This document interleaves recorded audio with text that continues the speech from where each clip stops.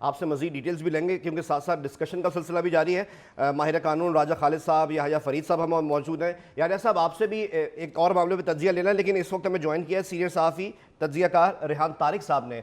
रेहान साहब, इस फैसले को आप कैसे देखते हैं और आने वाले दिनों में सियासी मैदान पर क्या असर नजर आते हैं इस फैसले के?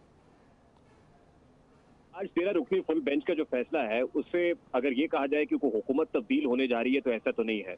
पार्लियामान के अंदर अक्सरियत तो शहबाज शरीफ लेड कोलिशन गवर्नमेंट की रहेगी, क्योंकि उनके पास 208 नशस्तें हैं। कुल 336 में से 208 हुकूमती इत्तेहाद के पास हैं।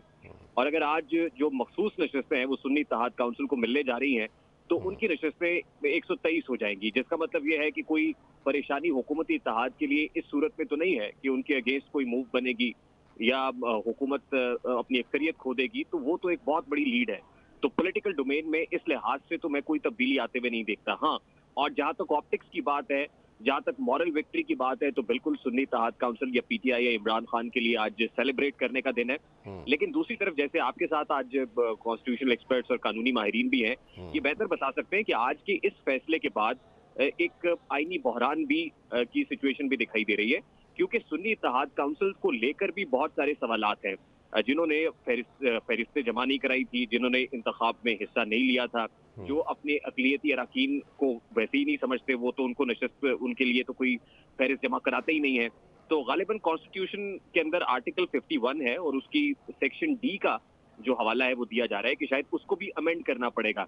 अगर इस सारे प्रोसेस को इस अंदाज में जो है वो स्ट्रीमलाइन करना है तो उसके लिए शायद कहीं ना कहीं कोई आईनी तरमीम की जरूरत होगी, जो बेहतर तौर पे आपके साथ जो एक्सपर्ट्स हैं वो बता सकते हैं। But as far as political aspects are concern, तो इसमें बहुत सारी चीजें जो जो खास तौर पे सुप्रीम कोर्ट ऑफ पाकिस्तान के अपने हाउस के अंदर की हैं वो भी हैं कि जस्टिस काजी फायजीसा की जानिब से पैदर पै 2 इजलास बुलाए गए, और इसका मतलब तो ये है कि वो 2 इजलास नतीजा खेज साबित नहीं हो सके या उसमें वो उस तरीके से और इससे ये बात भी समझ में नहीं आई थी कि जब 9 तारीख को फैसला महफूज हो चुका था तो सिर्फ महफूज फैसला सुनाया जाना था। उसके लिए 2 इजलास, जो एक इजलास तकरीबन पौने 2 घंटे जारी रहा, एक इजलास तकरीबन पौना घंटा जारी रहा, तो फिर आज सुबह 9 बजे के लिए वक्त दिया गया, फिर दोपहर 12 बजे के लिए वक्त दे दिया गया।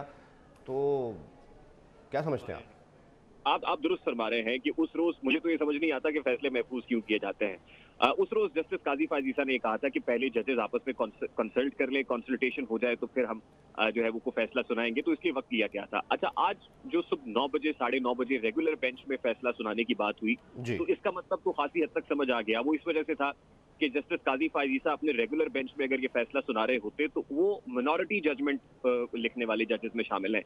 तो मिनॉरिटी जजमेंट ये कस्टम नहीं है, ये रवायत नहीं है, कल्चर नहीं है कि मिनॉरिटी जजमेंट